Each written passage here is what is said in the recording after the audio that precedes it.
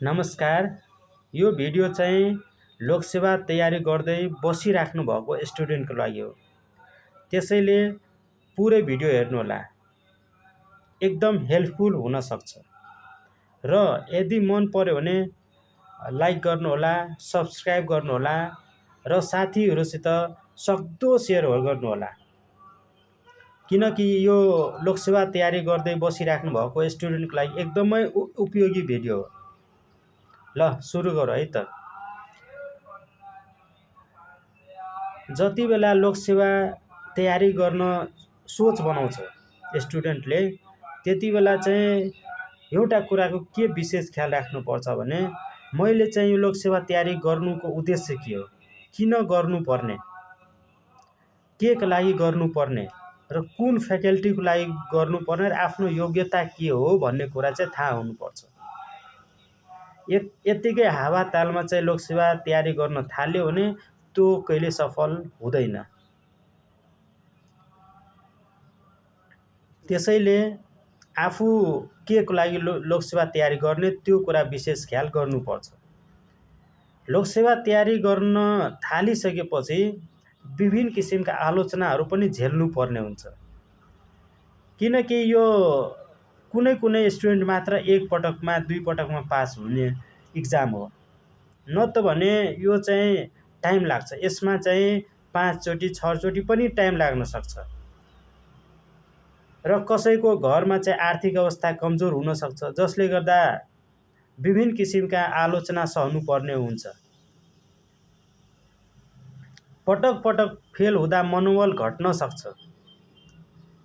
त्यति बेला नै हामी एउटा कुरा के चाहिँ सोच्नुपर्छ कि यदि लोकसेवा तयारी गरिरहँदा यदि लोकसेवा पास हुन सकिएन भने, नाम निकाल्न सकिएन भने अर्को विकल्प के त? अर्को विकल्प चाहिँ के हो?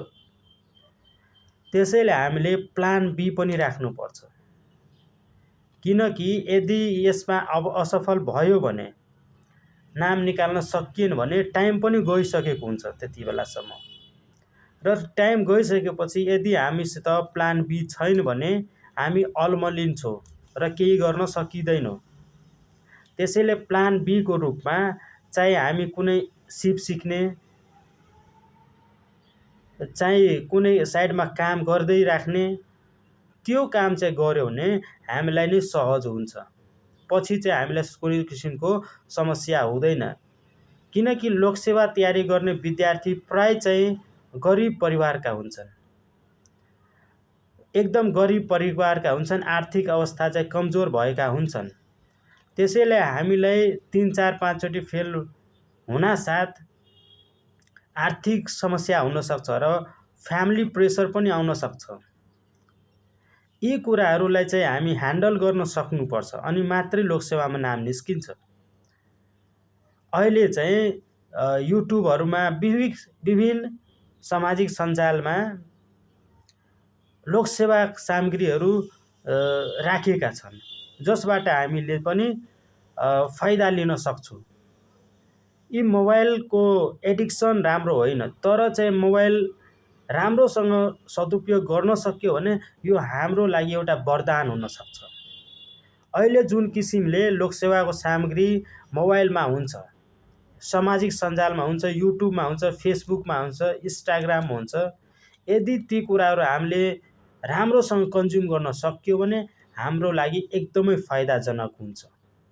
र अर्को कुरा चाहिँ जो इन्टरभ्यूहरू पनि हुन्छ, लोकसेवा पास गरेका स्टुडेन्टको चाहिँ इन्टरभ्यू लिइराखेको हुन्छ। ती भिडियोहरू हामीले हेर्नुपर्छ ताकि त्यसबाट मोटिभेसन प्राप्त होस्। र अन्य चाहिँ मोटिभेसनका भिडियोहरू हेर्दै राख्नुपर्छ। प्रेरणादायी चाहिँ कहानीहरू पढ्दै राख्नुपर्छ। किनकि सफलता कहिलेकाहीँ चाहिँ धेरै टाइम माग्छ। सफलता कहिलेकाहीँ छिटै प्राप्त हुन्छ र कहिलेकाहीँ धेरै टाइम लाग्न सक्छ।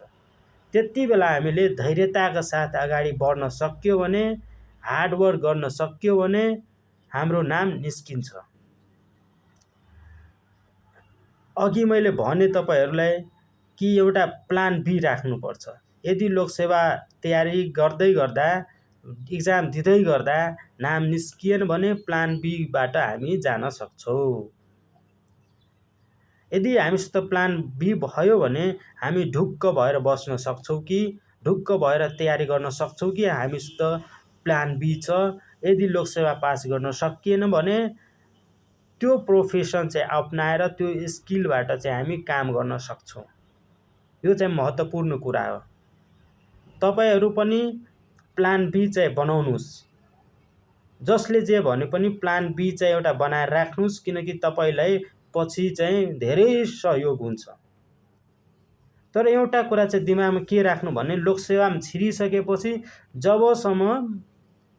जबसम्म टाइम छ, जबसम्म दिने टाइम छ, तबसम्म दिइराख्ने, लास्टसम्म दिइराख्ने र आफू सक्दो 100% डेली पढ्ने।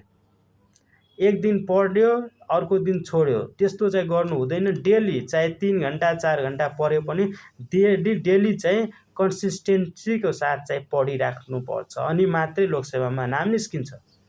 एक दुईचोटि फेल हुँदैमा हामी हताश हुने होइन कि झन मोटिभेसनका साथ अगाडि बढ्ने र कमब्याक गर्ने कोसिस गर्ने। यति मात्रै भन्न चाहन्छु र बेस्ट अफ लक सबैको लागि। लोकसेवामा पास गर्नुहुन्छ, आत्मविश्वास राख्नु, अवश्य पास गर्नुहुन्छ। हस्त, धन्यवाद।